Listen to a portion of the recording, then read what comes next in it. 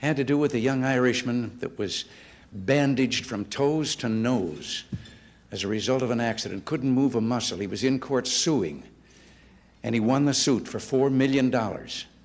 And the lawyers for the insurance company went over immediately afterward, and they said, "You're not going to enjoy a penny of this. We know you're faking. We're going to follow you 24 hours a day, and the first time you move, we'll have you." And he said, "Will you now? Well, let me tell you what's going to happen to me. In a few minutes, they're coming in with a stretcher. They're taking me out of here, and downstairs, they're putting me in an ambulance. We're going straight to Kennedy Airport. There, on the stretcher, they're putting me in an airplane, and we're flying straight to Paris, France. They're taking me off the plane on a stretcher, putting me in another ambulance, and we're driving straight to the Shrine of Lourdes, and there you're going to see the greatest miracle you ever saw."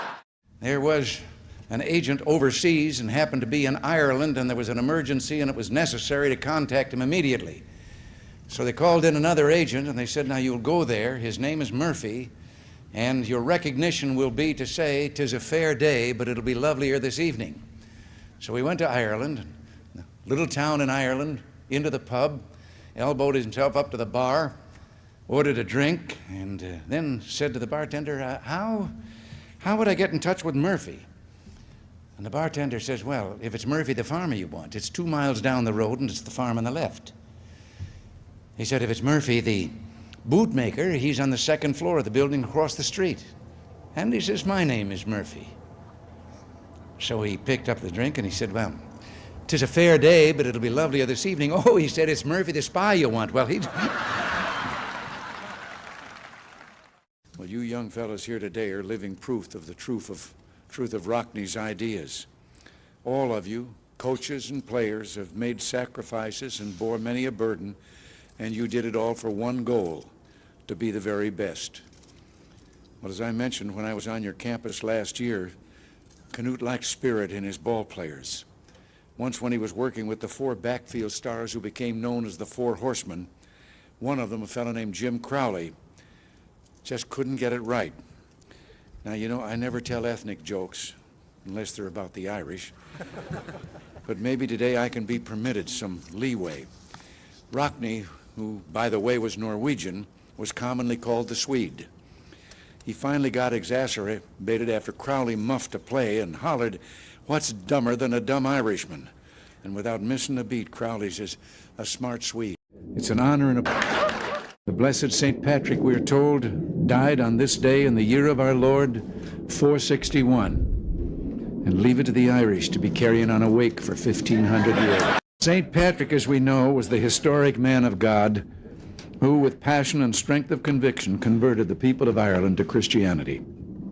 I have a deep and abiding respect for the accomplishments of St. Patrick, an individual who was able to turn the head of the entire Irish race. Having done my best these last 6 years, even on the minor issues, to convert the likes of Senator Kennedy and Speaker O'Neill. I think it was inevitable, though, that there'd be a standoff between us. Imagine one Irishman trying to corner another Irishman in the Oval Office. But despite all this, Tip wanted me here. He said that since it was March 17th, it was only fitting that someone dropped by who actually had known St. Patrick.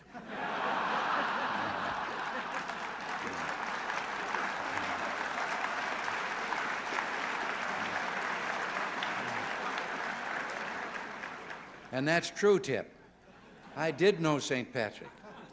In fact, we both changed to the same political party at about the same time. I was taken to Cashel Rock. I didn't know at that time that it's only 25 miles from Ballyporeen. But I do know that the young Irish guide who was showing us around the ruins of the ancient cathedral there on the rock finally took us to the little cemetery.